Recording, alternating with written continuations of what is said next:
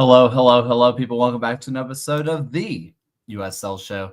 It is great to be back, and we have a new champion in League One. One Knox has won it all. They have done the double, which is always fun. And Alex is going to talk to us all about that. MLS is gone to the European calendar. What does that mean for the USL? For the Super League, it means nothing. And we'll hit the USL Championship final. We'll talk a little bit about that. But there's going to be a lot more coverage of that coming later this week. So if you're looking for more of that, that's going to be later this week, as myself, Phil, and John are all going to be out in Tulsa to cover the final, which is going to be an absolute blast. But hey, Ryan, you're sporting your native country, Scotland, for making the World Cup. Yeah, had to bust out the Scotland kit for the occasion of their qualification to the World Cup this upcoming summer. So that was an exciting match for them this morning or this afternoon. Alex, are you alive from your trip out to Knoxville? How awake are you right now? Oh yeah, I'm good. I slept really well last night. We got home around 3:30 in the afternoon. Went out and volunteered with our kids theater organization in the evening, and then came home and crashed. And woke up at 6:15 this morning, very refreshed. Good for you. Happy for you. Well, before we get into all of the news and all the stuff going on, let me go ahead and thank our wonderful patrons: Stephen Howard, John's Landlord, Don Garber, David Horn, Josh, Dylan Reed, William Land, Sandy Lesser, Ryan Smelter, Matt Capio, Andrew Towsley, All the Hedgehog, Kunal Patel, MOS, NFresh 30, Tim Noss, Rion Licaro, Jeremy Churchman, Alberto Aguilar, Noah Telford, Michael Fuchs, John Fuller, Christopher Kuhn, Frank Anthony, and John Hunt. Thank you for supporting us and helping us do what we do. To kind of let you understand where that money goes, we were able to get a place to stay in Tulsa for a few days, and that's what your money is going to, is giving us a place to stay. So I don't have to sleep in my car, although I'm probably not getting to Tulsa until like 3 o'clock in the morning. So there's a chance I'm sleeping in my car anyway, and this is all for naught. But at least Phil and John get somewhere to stay. So anyway, we have a lot of news to get to. Let's go ahead and start off really fast, quick hitter. Now McCabe is going to be retiring. So very interesting out of there. One of the few original Louisville City players is calling it quits. And, it's going to be weird to see a USL world without Niall, but good luck to him as he goes into retirement. But incredibly sad to see a legend of this league hang up the boots. Yeah, especially for a player who's been with Louisville City since their inception, who, even though I'm not a Louisville City fan, you'd have to imagine, and many Louisville fans would put McCabe on their Mount Rushmore of just Louisville City legends, of someone who's just had such a longevity with the team, especially within USL Championship. As a player, like the fact that he's been here for over a decade, like we're getting to testimonial levels of Niall McCabe playing for a single club is absolutely phenomenal for the league. And just to have someone have that constant longevity with it is just really impressive. And they should hopefully get that testimonial, because McCabe has 249 appearances for Louisville, and we'd love to send him out with 250. Ryan, really fast, just for people who maybe are newer to the sport, or, really this doesn't happen in the U.S. soccer very much. What exactly is a testimonial? Yeah, so a testimonial occurs for when a player has played at least a decade with the club, uninterrupted at that time, and then they hold like a match maybe against a previous team that McCabe had either played for, or a team that they've had normal run-ins with, and they would have like all the proceeds of that match go to the retiring player. So for instance, McCabe has had history with Chattanooga FC, which could be a very attainable, friendly opponent for Louisville City in this instance. But yeah, it's a weird tradition that we don't typically have within the United States. I think when Bastian Schweinsteiger played for the Chicago Fire, he did a testimonial match against Bayern Munich, and then he played a match for a half for each side. That's kind of like the last time we had an American team participate in one such event. Fascinating. Alex? Yeah, you just don't see this at this level. Someone sticking into the club that long. It's pretty amazing. I mean, he goes back to 2015. What were we doing in 2015? Oh gosh. What was it in 2015? I didn't even know USL existed in 2015. Watching DC United at that time. Meanwhile, I mean, McCabe was just going off to a final in his first year and then winning it the next year because Lou City is just like that. So, yeah, I was still in high school in 2015 as well. Yeah, as was I. All right. Well, let's go over to the news that kind of shook U.S. soccer to its core just a little bit, which is the MLS is moving to the European calendar, in which a lot of people are saying this is the USL show when I'm talking about MLS's decisions. There's been a lot of chatter of what will USL do?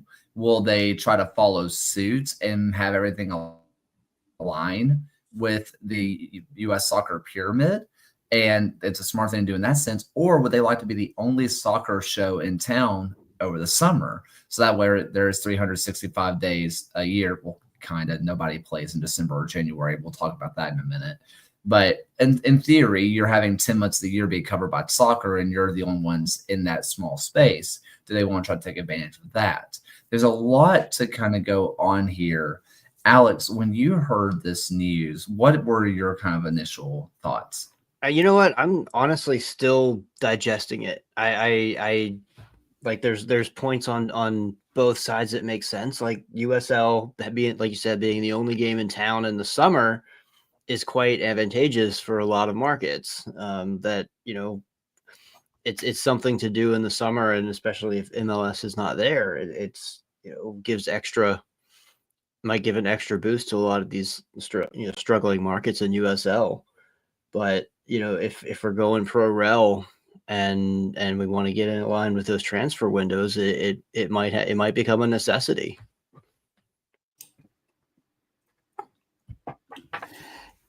Sorry, yeah, Brian. it's still something that I'm trying to digest. My initial thought was, oh, please keep the U.S. Open Cup in like minimal disruption with both the men's leagues or all the men's leagues of the United States kind of running against each other. And Michael Fuchs makes a very good point that the Super League is still on the same calendar as what MLS is going to be moving to as well. But yeah, it's I'm going to say initially, I think USL should stay what they're doing to start and just see what the landscape looks like. If it would be sustainable to run the league opposite what MLS does for at least a season, just see if that's something that is at least advantageous of being the only game on TV at that time.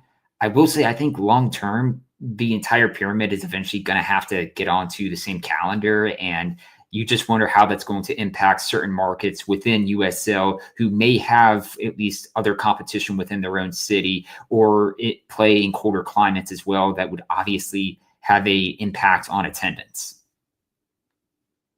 I want to go ahead and throw it out there. I've written an article about this before. I did a whole bunch of research into it. It came out earlier this year on the case for the European calendar. If people are interested about that, you can find it on my website. But I think it's the last article I wrote because I wrote more than 100 words and I got tired. But it is on there. And so I am biased towards the European calendar. And I'm just going to kind of talk through some of the reasons why I think the USL should go to it. First off, on a player level, I've talked to agents of players who have come from abroad. And one of the main reasons their players didn't want to come to the U.S. is because they weren't going to get a break. They were about to play 18 straight months of football. And some people say, well, they do that for the World Cup. That's great. You're talking about the top of the top, best of the best players. This is not, sorry for my Antigua and Barbuda internationals out there, but those players are typically not the same level as an American national or an England national or Spain national, right? The teams competing in the World Cup. They don't get the breaks. So in telling someone who was just playing in USL League 2 to come over here and play 3 more months, That's a tall task for a player that puts them at a serious health risk. There's a lot of agents who have said that is something that they don't want. Coming and having more of a perfect transfer window would allow those players to move more freely. You also have the other side of this where you could see players getting poached mid-season, and that just happens, right? You see it with Winder a couple of years ago when he went to Benfica. They didn't play him for the first part of the season because they were ready to sell him on in July, right? They didn't play him at the beginning of the season. That would not happen if all the calendars were aligned. They wouldn't have to deal with that. Same with Mamadou Dieng. Harper lost out on him mid-season. This was not a January transfer. They lost him. They just lost him in the middle of the season while they're on trying to push for a title because everything was not in line. There's also the side of this where people are going to say in football-driven world, because in the end, the U.S. is always going to be competing against football, right? They'll say, well, we don't want to play against the NFL or college football. Alex, you were just in Knoxville this last weekend. Why was the USL final, the championship game, on a Sunday? Because the University of Tennessee was playing New Mexico State or something on Saturday in front of 100,000 people. And the hotel rooms were $1,000. And yeah, there was going to be no competing with that. Can you repeat who Tennessee was playing? New Mexico State or something like that? That's correct. Yeah, it was New Mexico State. This isn't Florida. This isn't Alabama. Yeah. This isn't Kentucky. This isn't Vandy. This isn't Georgia. They were selling out 100,000 people to play New Mexico State. And that was for a final. This isn't one Knox's season opener. This was the championship game that got moved to Sunday night, which, let's be honest with ourselves as well. Somebody asked me or asked on the USL Show Twitter, hey, why is USL League One having to play on Golazo and USL Championship gets to play on network? What happens on CBS at 5 p.m. on every Sunday? Football. American football. The USL final, the USL League One final, which is supposed to be your prized moment that you're trying to show off to the world, is being relegated to a Sunday night on Golazo Network because of football. Meanwhile, if you put it when the Premier League ends or when the USL Super League ends, where are you competing against? The NBA and a little bit of Major League Baseball, kinda. But guess what? You're already doing that with the current schedule. You're already having to compete against the NBA. And how many cities do we have in the USL sphere that have NBA teams? It's not many.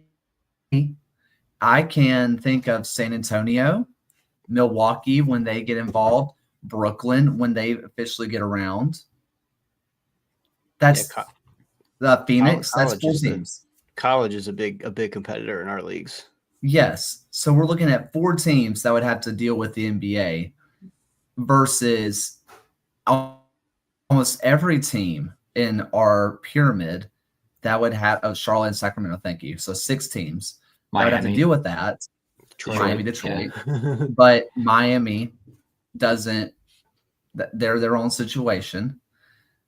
Yes, we're adding more teams that would have to deal with that, but this is every team would have to deal with the NFL in college football. For me, I just feel like it's a no-brainer when you're looking at when you want to sell out your stadium on a Saturday night and have it on CBS. Don't you want it on CBS with a sold-out crowd? It's not going to happen under our current schedule. Yeah, and especially with the sorry, go ahead. I say we're like 30 years into the schedule, so it's going to be an adjustment. But you make some very good points, and I think I might be sold. Because for the last 30 years, what during the summer we've had soccer, we've had MLS, we've had USL. Like that's what I've done with my summers for the last 30 years. Watch all of that. So it's going to be an adjustment, but I think it at the end of the day it does need to happen. Yeah, I mean, I would even go as far as to argue that many people who became fans of soccer, not just USL, but MLS, did so because it was a sports option during a part of the calendar that Yeah, didn't have as many other sports to compete with, like outside of baseball. Like soccer absolutely. was like the other really big sport that you had to compete with. Like for me personally, it was soccer, baseball, Formula One, and NASCAR. That was pretty much my entire summers, and it was a catalyst of why a lot of people started following the sport. But when you talk to a lot of the players, when you talk to the agents, coaches, and a lot of the executives of these leagues who have to start competing on a more global scale, well, it does make a little bit more sense to adopt the calendar that the rest of the globe works under. I will also throw out Edwin throws out, but the stadiums will have to be modified for this. That isn't that what every team is going under a stadium arms race right now for, because everybody wants to go D1 anyway. Yeah, they'll have to be modified if they want to have promotion, relegations, aspirations in general. We were looking at stadium modifications anyway. This is not like the calendar change is going to force that. Division One itself is going to force stadium changes. And I'm going to throw this out there, and because as far as I know, the one team that would honestly hurt the most, and before people kind of scoff at this, it would be my own team with Birmingham Legion, because they share a stadium with a college football team and a spring football team. Okay, so when do both those schedules run? From fall until winter, and then spring going into summer. The entire Legion would have to share a stadium and the entire calendar with football, which means they'd be playing Wednesday and Sunday nights every single night, almost 0 Saturdays moving forward. That would be detrimental to my club. If there's anybody that should be arguing against this, it would be Birmingham Legion fans. And I'm still telling you, for the league as a whole, I believe, I truly do, that this is what's best for the league. When you're trying to get your best games on TV, your finals, you want them to be on TV. You want them to be at primetime slots. I also will say that if we have teams like, let's say, I don't know, Tulsa, El Paso, New Mexico, One Knox, for the fall part of their season, they would get the entire season to themselves, so they can truly transform these baseball fields into soccer pitches. They could actually do it. Yes, they would have to deal with it at the end of the season, but they would at least have more continuity of more playable pitch, which that's just a one little sidebar, but I just thought I'd throw that out there as well. Then we'll also see the northern teams have to top load and backload their home schedules, because nobody's going to want to play in Portland, or I guess Minnesota already does this. Yep. But yeah, nobody's going to want to play in Portland in November and early December and February. Major League Baseball does it already as well.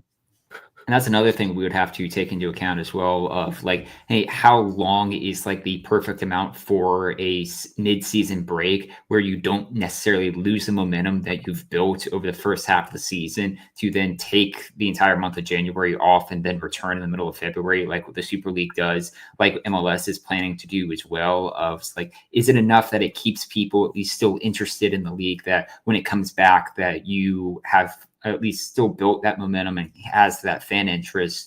Or is this something that you look at kind of what Liga MX has done with an Apertura and a Clausura type of league, where you almost have two separate competitions, or a spring and a fall season, like the old NASL used to do as well?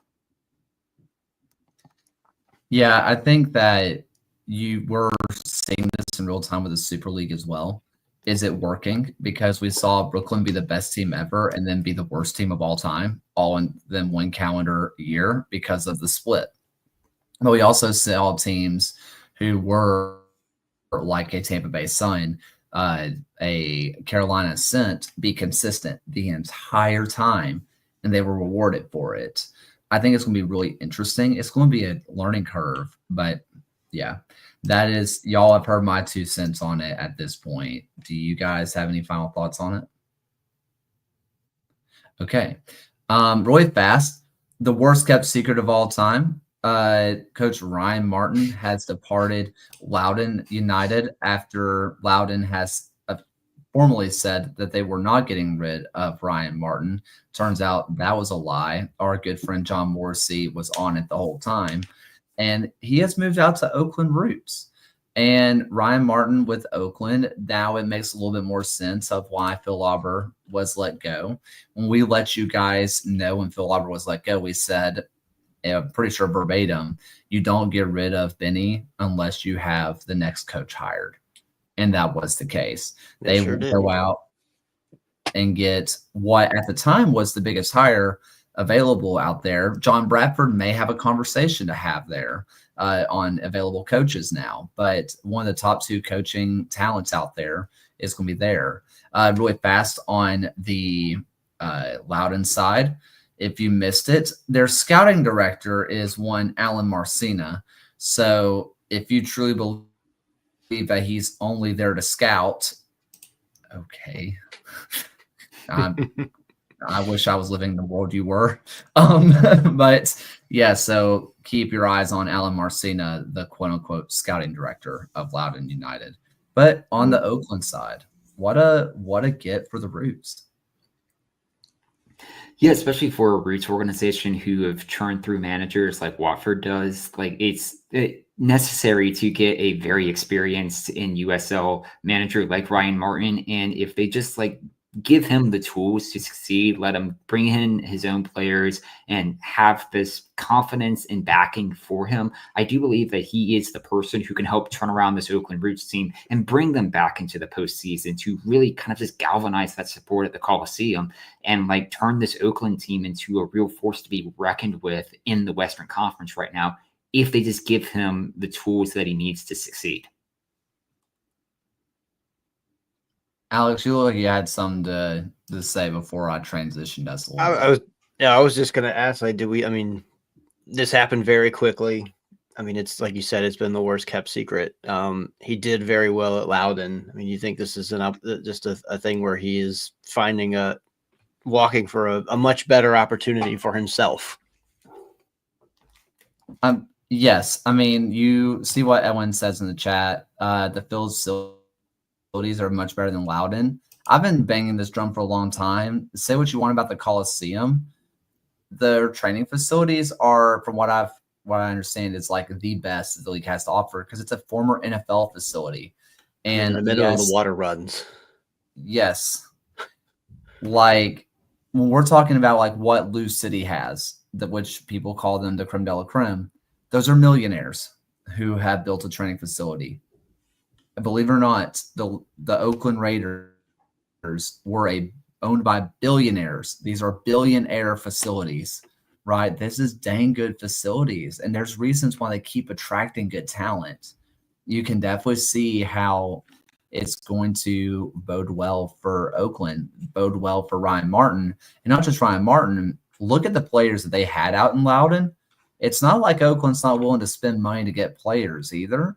I would not be shocked to see what exodus you could have from Loudoun to Oakland, because it's not going to be hard to sell them on Ryan Martin. They were sold on him already, or sell them on improved training facilities. Yeah, that's a big one with Loudoun, unfortunately. And we've spoken with former Loudoun leadership in the past about like the type of culture that they wanted to build at Loudoun as a club of, hey, we know it's a very expensive place to go and live on a USL salary. So we want to make this kind of like the learnings person in like position. Like you're really going to come here and like learn the game and be highly educated and motivated to come and play. I imagine that's going to be the same with Oakland as well, that if you put Ryan Martin's just kind of the culture he built at Loudoun into the Oakland Roots, I really think it will be quite successful. And I guess to pose the question to the group, over under 4.5 Loudoun players follow Ryan Martin to Oakland. Has to be over. Yeah, for sure. Has to be over.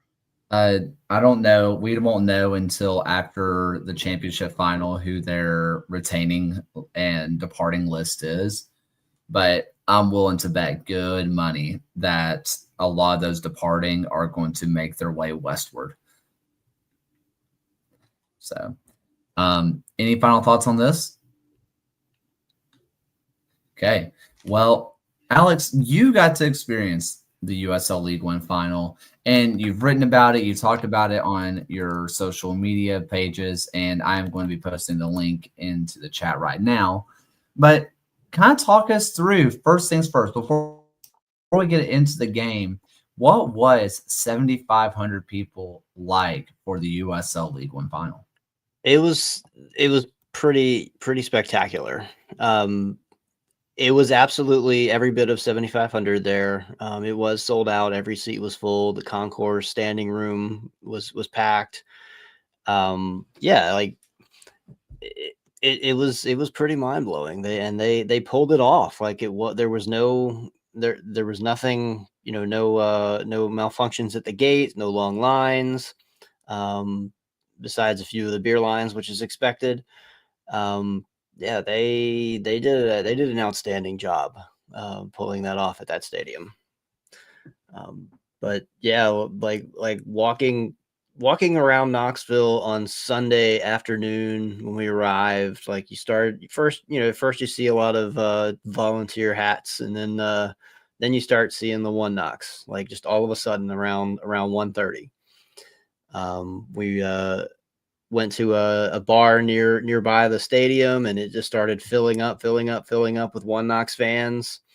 I mean, it almost, I wouldn't say it felt like a college game day there, because I've never experienced a college game day there. We came there after most of the college game day people had cleared out, but it kind of had like a miniature atmosphere kind of like that.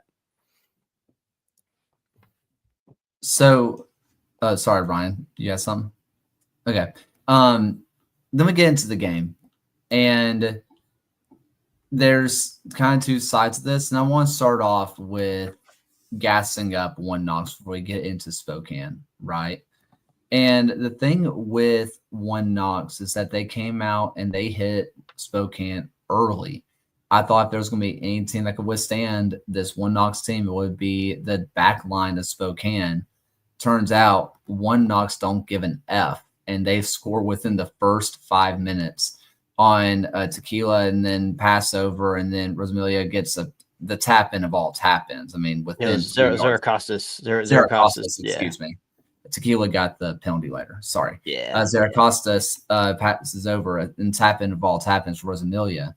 And from there, there's several ways from watching on TV, it felt game over, because the supporters right behind the net just going absolutely berserk that early. Talk about not getting the crowd out of the game. They were, not only was Spokane behind in goals, the crowd was even more energetic after that goal, and it didn't feel like it could get any higher. Yeah, and I know for a fact that several One Knox players listened to our show last week. Because they after I was talking to a few of them after the match, they referenced very specific things. I was like, okay, you actually did listen. But last week we talked about how if Knoxville scored early and held on in regulation, they were going to win, and that's exactly what they did. They early on. And I feel bad for Derek Waldeck, but I mean, they were just giving it to him. And Zaracostas just absolutely smoked him down close to the corner and sent it into the box. And Nico Rosamilia, who I had been touting all week as the X factor, was the one who put it in. 4th minute. Crowd was absolutely wild. Spokane's defense did the thing and just locked down the rest of the match, and I think Spokane had one shot on target, and it wasn't even a good one. Like, wasn't a quality shot either. Like, that's just how good Knoxville's defense is, and how much they just dominated this match. And not just this, we had talked about I guess you could quote Phil from previous weeks, how it was somewhat of an injustice of like Louisville getting knocked out in the first round after the season they had in the championship. Like, Knoxville is a deserved champion of League One after the year that they've had, after the year they specifically had at home. Like, we are now still on 515 days and counting as this offseason rolls on. since Knoxville last lost a league match at home. Like they kept another clean sheet at home and another like 1-0 prediction that I had from this match from last week. I had said it'd be 1-0 rather than 2-0, but like Knoxville was very much a one of the best teams to have played in USL League One, and to end the year with a championship is like just all the better for them. If you compare them to my previous ELO ratings, 2024 Omaha was the only team is ahead of them in those ratings on like best teams to have ever played in this league. And they did it against a Spokane team that, for all, credit to them, like that's one of the best teams we've seen in the league. The way that Spokane played this year. So to do it against Spokane, like it was, yeah, they oh, is it a cat? Yeah, they did it against Spokane. Like it was just wild to see. Yeah, the biggest crowd ever in League One, 7,500 people. Everyone I spoke to at the match, before the match, the Knoxville fans were cautiously optimistic but nervous. I spoke to a couple of Spokane fans who flew in. They said the same thing. They also said they now really appreciate what the players have to go through traveling from Spokane to Knoxville and getting stuck on the tarmac in Dallas. And so, it's not easy for to do an away trip in this league.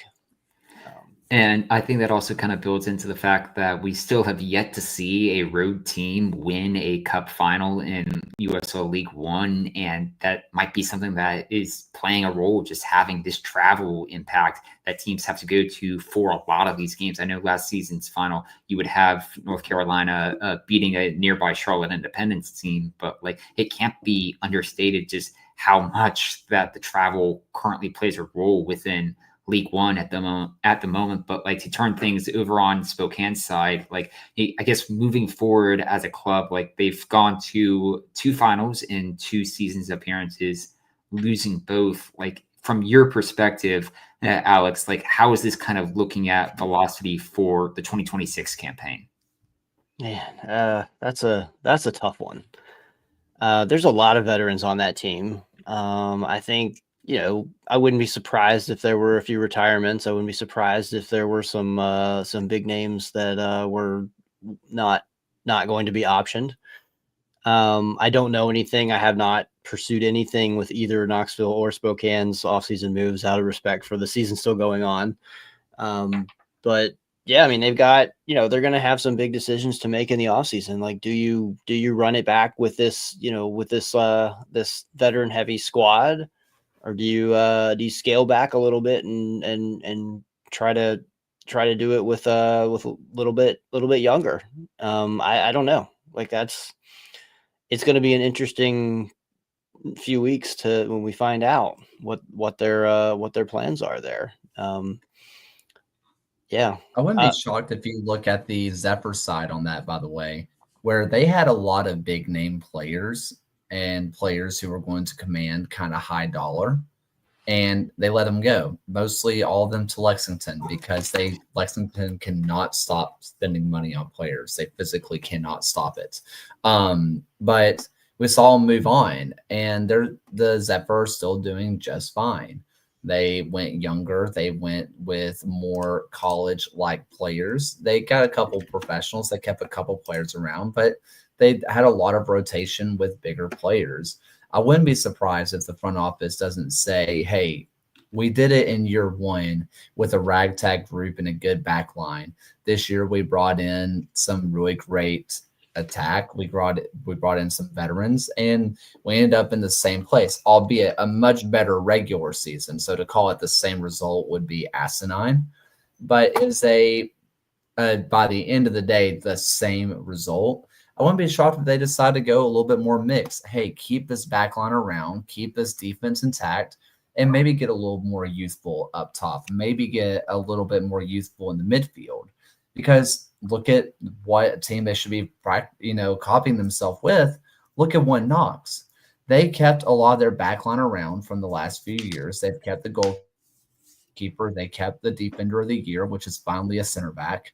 And then they went young. I mean, we talk about Rosamilia, you talked about him being the X factor. I mean, who did he replace? He replaced Kelly. I'm forgetting how to pronounce his last name now. Rosales. That's like a borderline all-league player. And able to replace him. And it was someone with a young talent. I would not be shocked if Spokane does not try to mimic what One Knox has done. Yeah, and you want to here's some fun things I learned about Nico Rosamilia post match. Some background on him. He went to Rutgers last year. He's a first year pro. He was rejected by 3 USL teams before he landed in Knoxville as a trialist. Knoxville was leaning towards cutting him. He scored a brace in their final preseason match, so that moved the needle back the other way. But he still didn't get very many minutes at first. Then who's the one who scores the match winner in the decision day game against Greenville that sent Knoxville to their home pitch advantage for the rest of the playoffs? Well, he did not score the goal, but he assisted on it. So it doesn't happen without him. And then who scores the winning goal in the championship match? Nico Rosamilia. Like, it's just crazy how like a little decision like that can have so much impact down the road. And a lot of his minutes might not even happen had Mark Doyle not gotten hurt in the middle of the season. Exactly. And that's another player that did not even start for One Knox. Barely got any minutes in this match, if I remember right. I mean, if I remember right, he came in, 15 minutes to go? Yep, like 76 minutes, I think. So, like, it's not like they rolled out their star-studded lineup. It is now. But coming into this season, if I'm telling you this lineup of Tequila, Dine, Zoro Costas, Rosamilia, John, I mean, you're kind of like, I know some of those names, or some of those are like completely unknowns to us. Meanwhile, last week I read the Spokane lineup, and they're remaining 18, the full 18 to you, and every single one of them have been USL all league, either first or second team in some way, like every single one of them, and it just shows how fast this league can move at times. That, I mean, looking at the Spokane side, I would not be shocked if they clear house but kept a core, kind of similar to what they did last year, where they cleared house and then bought and spent a lot of money. And they'll be trying to become the second team in league history to have made 3 consecutive finals. I think Greenville did that to open up the league campaign. Of course, one of those finals did not occur, but there is at least a precedent that a Spokane team can make a return to the league final. Of course, doing it a third time is going to be infinitely more challenging, just as the league continues to grow and we add a few more teams into the league next year. They will at least have some help with travel, with Boise coming into the league. But it's going to be a taller task next season. Yeah, it's hard to tell where all of the teams are going, but I'm sensing that a lot of the teams are trending younger and more like fresh out of university and drawing from a lot of like more local talent, kind of like how Richmond did this year. And I do think that there are going to be more teams that are going to be doing that moving forward in an effort to become sustainable. I mean, you mentioned like Westchester bringing in like someone who was just in college, did the local youth. I mean, your own Richmond, like you mentioned, they went young, 3 years ago? That's when they decided that was when they were going to really commit to the youth movement. It's not especially as you see USL championship teams are beginning to poach more and more young talent. USL League One teams would be frankly dumb to not try to capitalize on just a little bit more money that can be brought in. Someone says, oh, you paid $10,000 for this player. That's nothing. For USL teams, that's everything. That is 3 players for a 1 month salary. That can pay for 3 players for 1 month, which is the difference between a player getting paid and not. right? Yeah. So it's huge. So we'll see what happens in the next few weeks. It doesn't always work, as Richmond has found out, but sometimes it does, as Chattanooga proved. Well, I want to kind of keep going on this because we do have a little bit of a championship preview, but this whole week you're about to get so much championship preview, especially when we go out to Tulsa ourselves. So there was, I was looking at your article earlier today with the One Knox trivia, who has the record for the One Knox trivia or record for USL attendance. And it's One Knox trivia, and it's A, B, C, or D, and it's all just One Knox, which is hilarious. But, there was a little bit of Spokane feeling a little hard done by. A possibly missed penalty decision. The penalty for Tequila, or that Tequila ended up converting, was a little sketchy. You mentioned, you can definitely argue that it was not a pen, but by that point, it was a foul for sure. It was a foul, yes. But it was about a yard and a half out of the box, and Stu Ritchie played it off very well to dive, to fall, or maybe not dive, but to fall into the box, and then just the angle of the ref, I guess, just didn't catch it, and we don't have VAR, so we can sit there and watch it on TV and on the replay all we want, but if we don't have VAR at the pitch, then it is what it is, unfortunately. Not that it ended up mattering anyway, but. Speaking of the pitch, you mentioned Marinaccio decided just to kick it and throw some of it anyway, so that was a side of this. Yeah, well, at a place like One Knox and a place like Werner Field, it sucks for the opposition, but then the home goalkeeper has to go play on that spot the other half. So I guess it kind of evens out, but. And I'm sure, if that had been the one goal that had decided things and Knoxville ended up winning 1-0, this would be a larger discussion. But the fact that it was a 2-goal margin in the final, ultimately, I think it probably wasn't the most fair of penalty calls. We've certainly seen more egregious calls in USL before, especially this season as well. But if the fact that Knoxville, I think, won 2-0 and were the number one seed all season, didn't lose a game at home all year, I think that's kind of where I move back to of they lost to a pretty damn good Knoxville team. This wasn't, and they were beaten soundly in it. Spokane had the 90 minutes and they put one shot on target. Some of it's also a little bit of their own doing. Any final thoughts on this League One final? Alex, was the Tennessee-shaped scoreboard as cool in person as it looks on TV? It is. Yeah, it's pretty cool. I like that. I don't know how the digital media team handles it, but they do a very good job with it. And they've got some cool scoreboards in Tennessee from what I hear. Okay, well, let's go over to, we have the championship squared. And it is going to be FC Tulsa taking on the Pittsburgh Riverhounds. And I want to start off with Tulsa because they are going to be hosting it out at One Oak Field.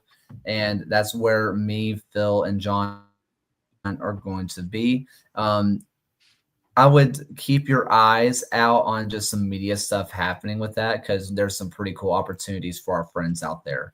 So that should be pretty fun going there. If you're in Tulsa, I need to know the best coffee shop and the best restaurant to go to, because in all reality, I'm only going to get 3 meals in Tulsa before I have to drive back. So every time I watch a Tulsa match, I see one of the buildings in the skyline that says "In the Raw." I was always curious about what that is. I finally looked it up. It's a sushi restaurant on the rooftop. If you want to get sushi in the middle of Oklahoma on a rooftop, there you go. I feel like there's only 7 times I could say I get rooftop Oklahoma sushi. But we had Tulsa absolutely dismantle New Mexico. And the first goal was in the end, the final nail in the coffin, where for the full time that they were going through this, the full time of this game, New Mexico just kept trying to work the ball out from the back, break through Tulsa's press. Tulsa was really good the entire time, kept breaking them down, and just bad pass after bad pass after bad pass after bad pass. Tulsa finally gets the goal, where our good friend Phil does say if Tulsa does not score after this stretch of play, then they are absolutely going to lose. And luckily for them, who else is it? Taylor Kalira ends up getting the goal, and it's from the bad pass into Shakes, where Shakes passes it straight to Tulsa defender, gets passed, or attacker gets passed over to Kalira, who takes his sweet freaking time. So much so that I thought Shakes was going to get back up and save the ball. But lo and behold, it's the goal. That's all it was. And Ryan, you have been watching the championship for a long time. I have never seen a playoff game, especially a conference final, be so single-handedly dominant as Tulsa. Yeah, I mean, like going into this match, we all were thinking that New Mexico would be they would be at least close. They would give Tulsa a very good game, but like the fact that this was pretty much one-way traffic for the entire match, that Tulsa came in and controlled the game, dominated New Mexico for all of it. Like it was a performance that you wouldn't expect from a conference final, something that we certainly haven't seen in a conference final in a while. And like when you go back through like looking at other previous games, David Horn in the chat is going to mention Pittsburgh's over Birmingham, which I was trying not to bring up for Kaler, but like if we're looking back at like finals, I was thinking back to like New York Red Bulls 2 going up against Sewell Park Rangers, which I believe was a 5-1 back in 2015, to again harken back to another game that took place a decade ago. But like if you're looking at Tulsa just being able to play at home, and the fact that they've been so great at that venue, like they're going into this match having not conceded a goal in their last 6 home games. That is like more than enough of an advantage that I would put them as deserved favorites over Pittsburgh for this matchup, especially against a Pittsburgh team, which we've seen in previous games this year has struggled to score. Yes, the 7-1 is a great shout. I was going to limit it to just conference finals because I knew that was probably the answer, which was 7-0 over Birmingham.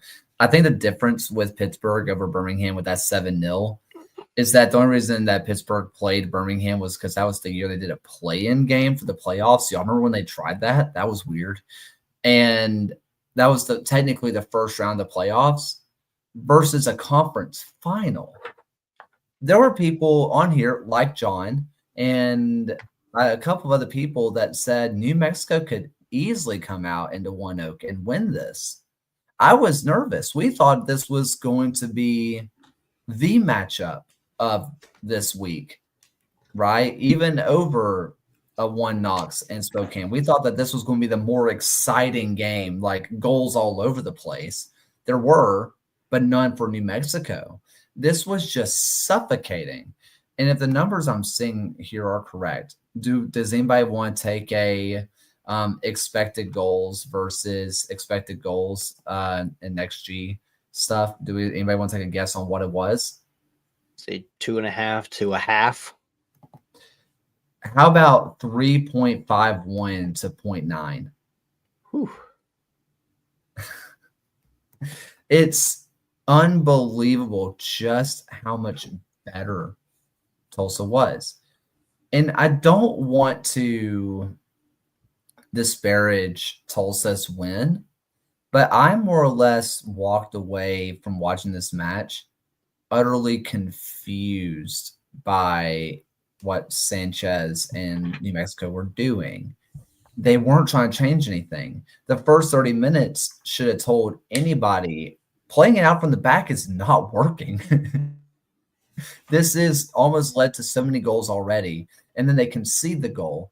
And then it looked for the first time, I think, ever I saw Sanchez look like he did not have, I don't want to say a plan because that's rude, but he was just trying to throw goals onto the field. That just like, let's get attackers on. No more defense. We're done with that. We're just all attackers. How many attackers can we get on? Get people on the pitch. And that's the first time I really felt like he lost control of a game tactically. And I was more just shocked at the mismanagement of New Mexico.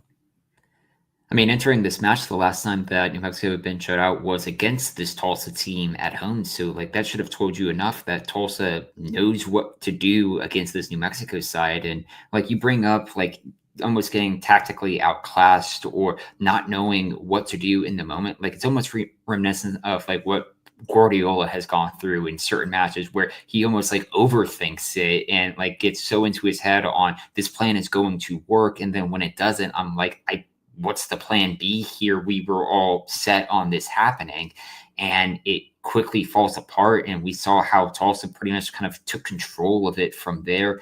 And like when they went up 2-0 and then you saw New Mexico just toss on all the attackers that they could, like you were almost like expecting Tulsa was going to have this in hand and like just move their way into a final.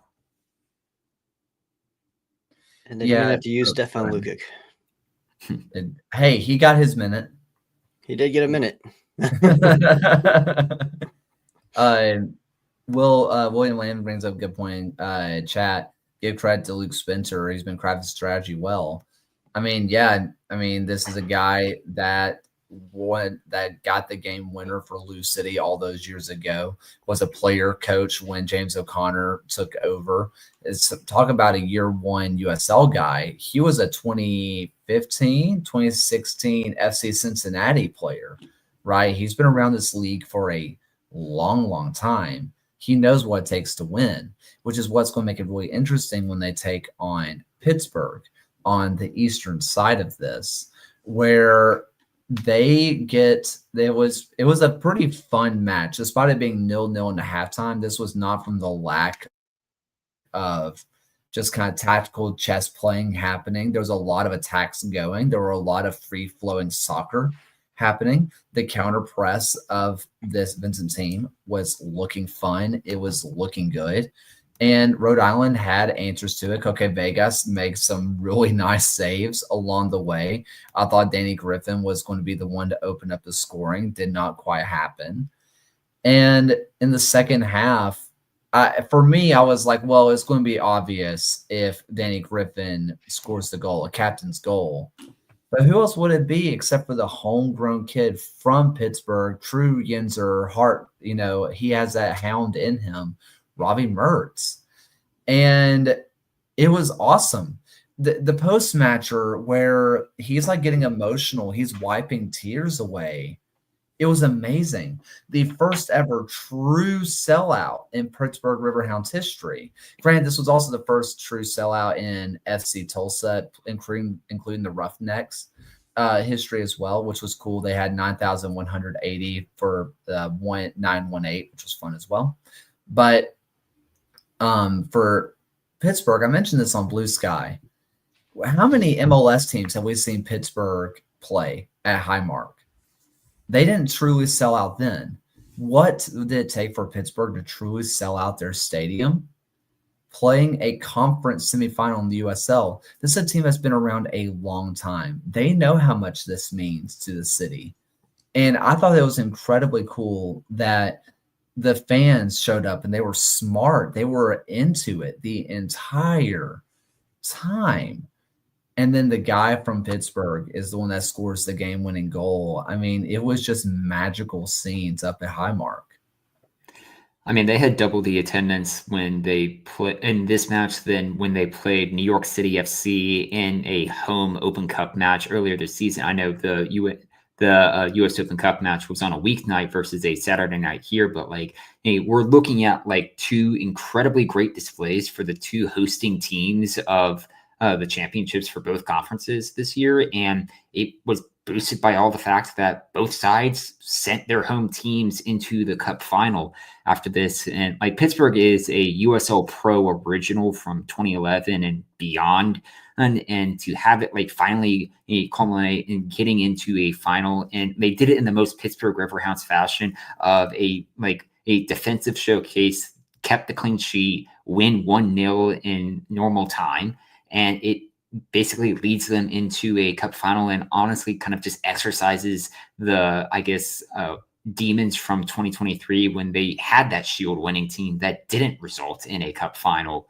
And it's going to be a really interesting matchup that they'll have against Tulsa here. And oddly, like they haven't played Tulsa since 2024, just given the amount of time that both Tulsa has switched between both conferences. It's going to be a, I guess, new-ish matchup in terms of recent history. This is the result that USL Pony deserved. A 1-0 win to make it to the USL final. This is what he needed. If for the people who've been around a while, you know.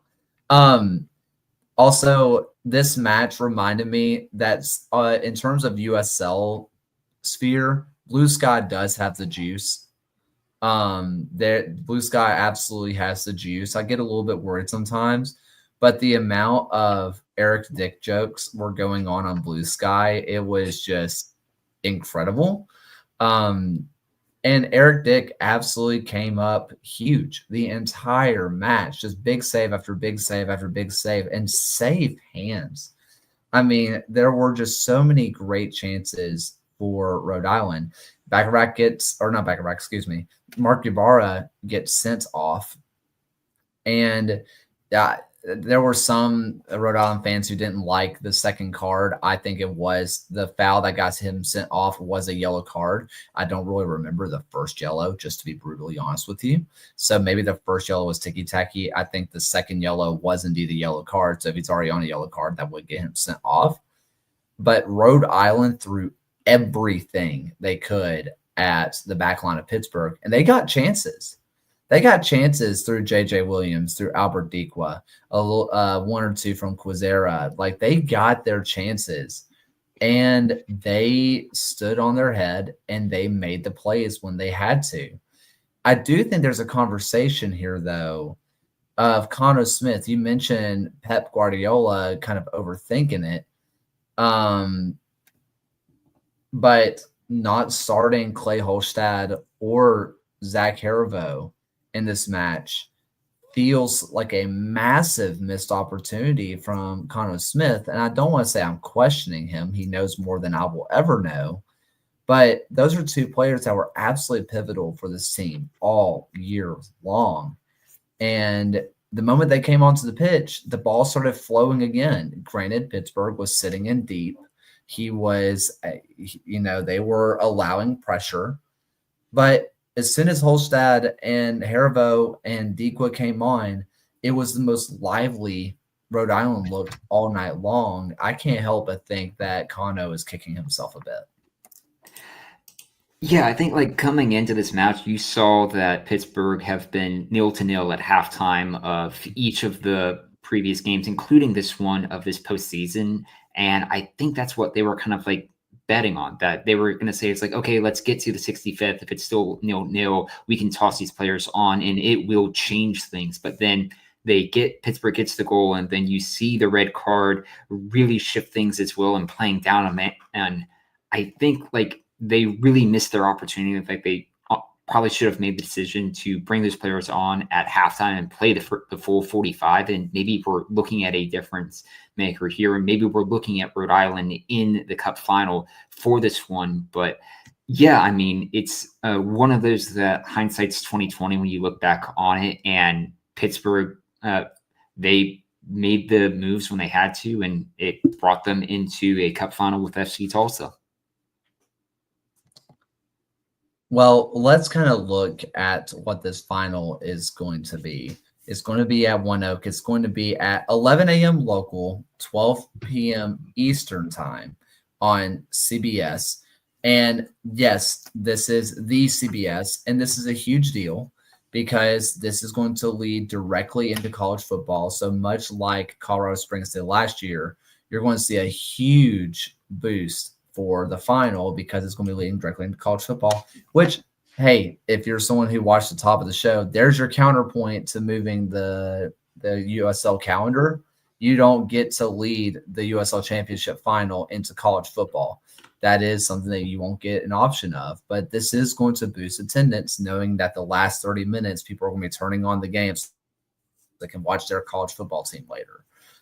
So it's going to be at One Oak Field. And I'm fascinated by this match because, yes, NWSL has a grand final in the evening as well. Forgot about that.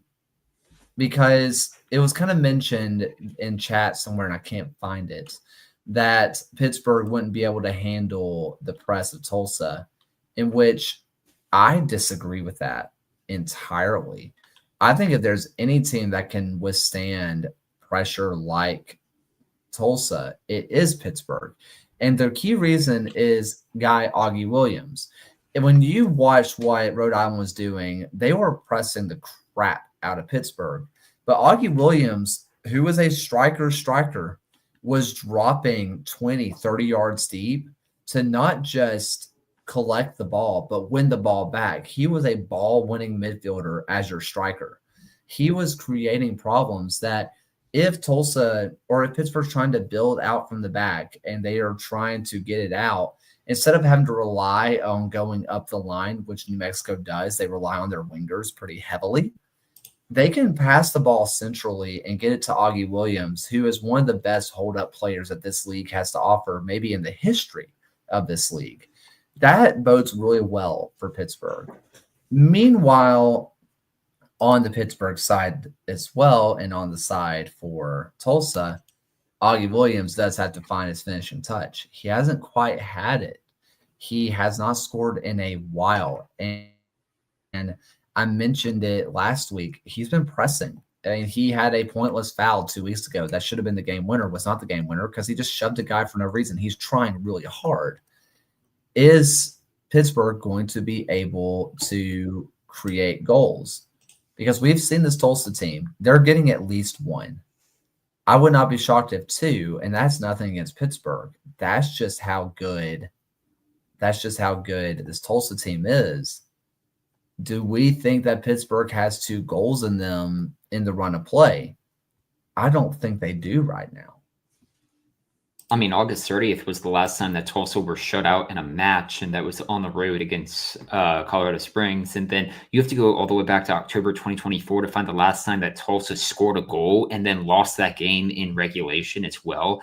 Well, I do think, or scored the opening goal and then lost the game in regulation. Sorry, I spoke. But I do think that opening goal is going to be crucial, that if Tulsa gets that opening goal, and like we saw the impact that it had for Knoxville with getting that opening goal early, I think that's going to be enough to kind of will them on. I mean, we're looking at 2 teams who are carrying in their previous postseason games, have all been clean sheets, that I do think this final is going to be a low scoring under 2.5 goals. And I don't think I see multiple goals being scored by Pittsburgh in this instance. What say you, Alex? I mean, you just watched a team in Spokane and One Knox, 2 teams that were known for their defensive prowess. And Spokane has been known to light up goals. Meanwhile, One Knox was a little bit more concerted in their effort throughout the year of 1-0, 2-0 all year long. You saw it play out in real time. Do you think there's a chance that we get a repeat in the championship match? You know what? I think it's in a similar situation where if Pittsburgh gets that first goal and holds on, but you know, if anybody can come back, it's going to be Tulsa. So, you know, they just have to, you know, I think Pittsburgh does have to strike early and try to hold on. You know, going into a place that's going to have almost 10,000 fans in attendance, which is just insane to say. How many of us have been watching since they were the Roughnecks? And it's like, this team how are they even going to hold on? They were a lot of people's favorites to fold. And now they're about to have 10,000 fans, CBS, for a USL final. Talk about how much they've grown. Also, look at Pittsburgh, an illustrious team making it to their first ever USL final. these two teams have a lot to play for and a lot to be proud of. From what I've heard, there's going to be a solid Pittsburgh contingency making its way, which is going to be a blast to see, a ton of fun. But I think for Pittsburgh, silencing the home crowd as early as they can, I think is going to be the key here. Now, whether that means getting the goal in the first 10 minutes and shutting up ONEOK, maybe. But if we're being more honest, rest on your laurels, let your backline do the work. I don't want to say bore them to sleep because this is not a Bob Lilly team. They're a little bit more exciting than a Bob Lilly team, but they still have it in them to absolutely shut down a game defensively and get you to a slight snooze fest defensively and kind of lull you to sleep a little bit. I think that is going to be something that would bode well for Pittsburgh, and not just to hold on defensively. Pittsburgh has the back line. They have the midfield to shut down this Tulsa team, at least for the first half, and that will take the ONEOK and the FC Tulsa faithful out of this, at least just a little bit. Yeah, and so Pittsburgh has not conceded since October 11th, right? Has not conceded a goal. I believe so. Ryan, your stats. Yeah, October 11th. That's wild. Yeah. I guess if anybody can break Pittsburgh, in the playoffs, it could be Tulsa. But yeah, if Pittsburgh scores first and holds on, I guess they've got a shot there. And I will say, looking back through, go ahead. Go ahead. No, you go first. I was saying, looking back through historical finals that we've seen, if Tulsa get a repeat the number of attendance, it will be the highest attended final since Louisville hosted Swope Park Rangers in 2017 with they had 14,000. That one, if they have a repeat of what they had from the Western Conference final.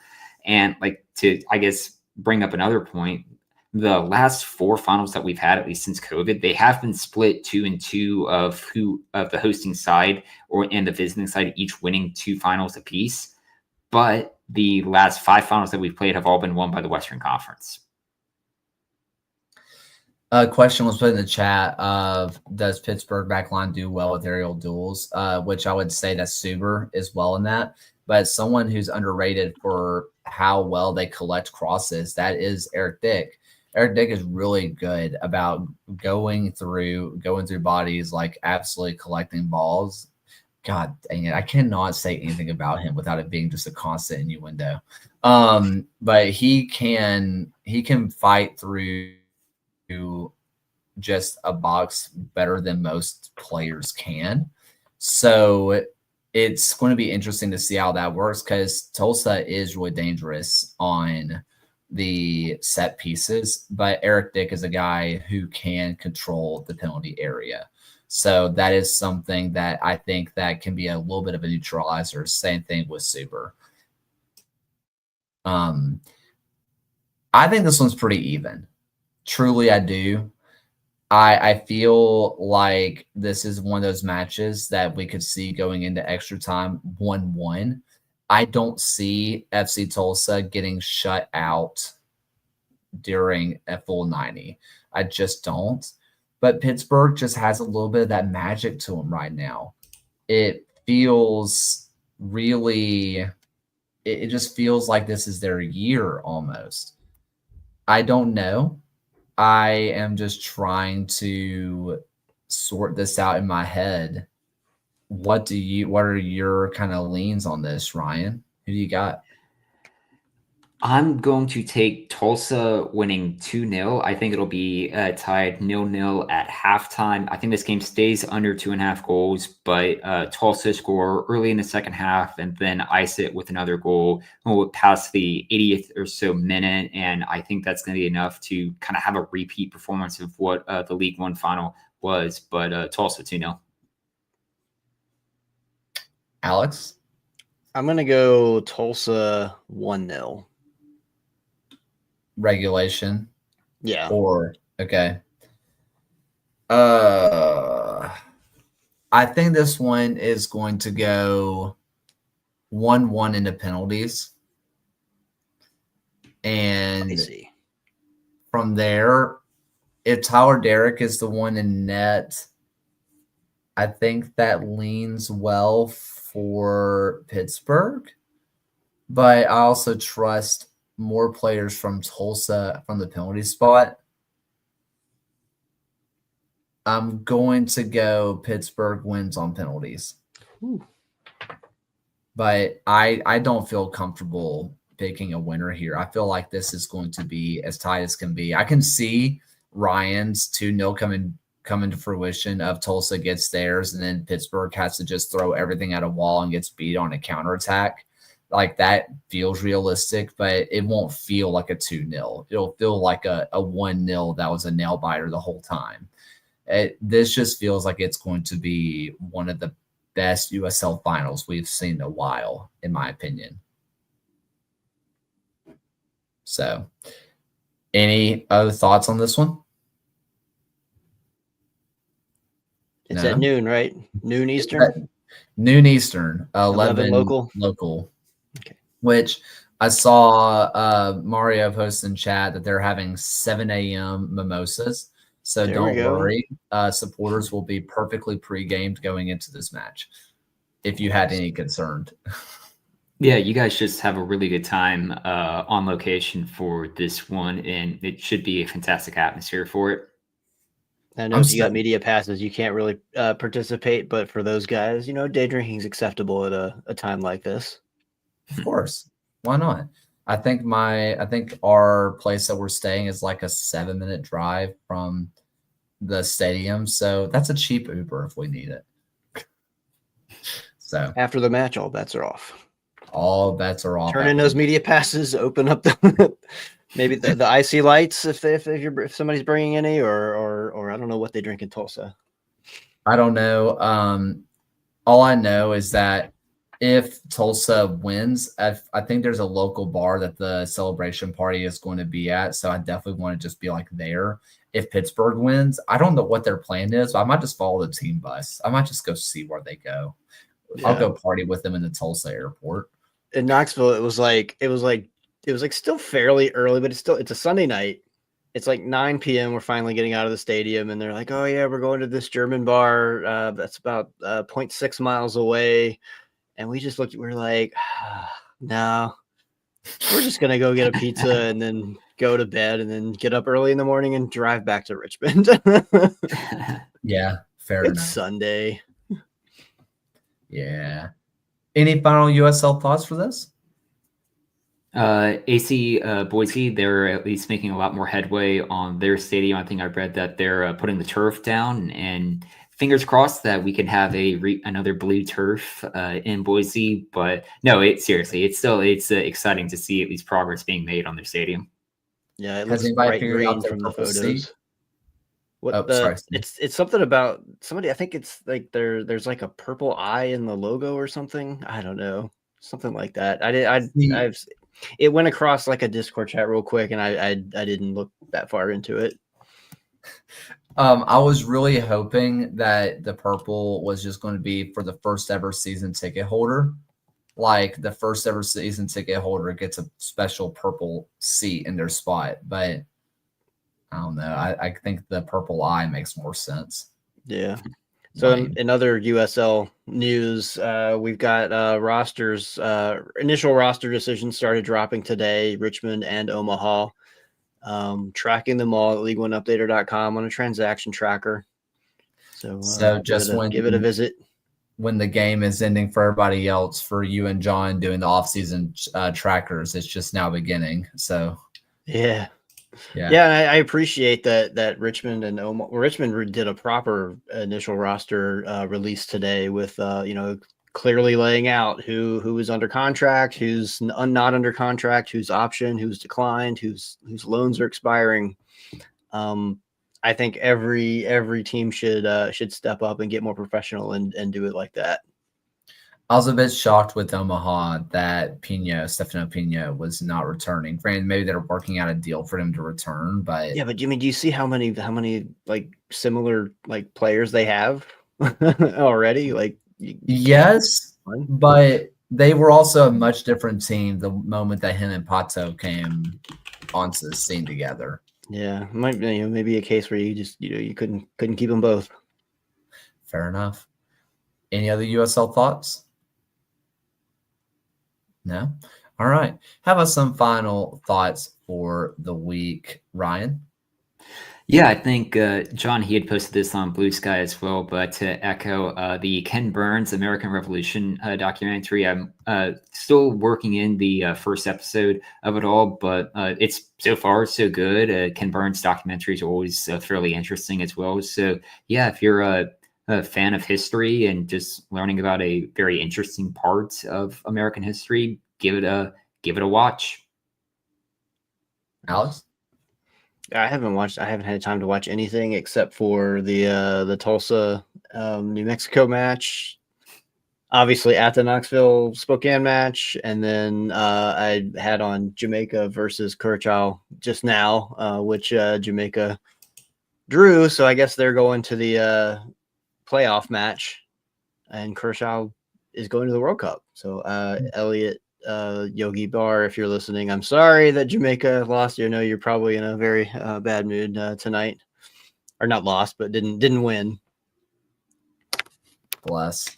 Yeah, there's not many other people that wears the Jamaican heart on the sleeve like Yogi does. So, and that match turned into utter chaos in the second half. So, yeah, always does. Let's see. For me, we got this upcoming Thursday. We that's always the fun stuff that your local high school band like gets asked to do. This Thursday, as a part of one of our feeder schools, feeder elementary schools, we are being asked to play at their flag football game. So the two feeder schools have a charity football game that like raises money for their PE programs, and we got asked to play at it. So there's going to be like 10-year-olds who we're just going to be playing stuff like neck and drowning and just stuff at 10-year-olds, which is going to be fun. But it's always interesting things that we just kind of, hey, can the band do blank? Yeah, sure, why not? So that's kind of what's happened in my world. Anything else? We good? What a night. Lots of content coming. I think John and Phil are landing on Thursday in Tulsa. So they're going to get a little bit of content filmed out there then. If you see them, say hi to them. They're friendly people. At least that's what Ryan tells me. I've yet to see them in person. Assuming nothing happens, I'll finally be out there for the first time. But I keep saying that every time. So who knows? I don't put any more bad spirits on me, people. But it's going to be really excited to see everybody. I hope everybody has a wonderful final. Everybody rest up. And then it's full USL Super League, full steam ahead. It's going to be a ton of fun. But thank you all so much for listening. It was an absolute blast. And for the first and final time tonight, here's Alan's voice. Thank you for watching another episode of the USL Show.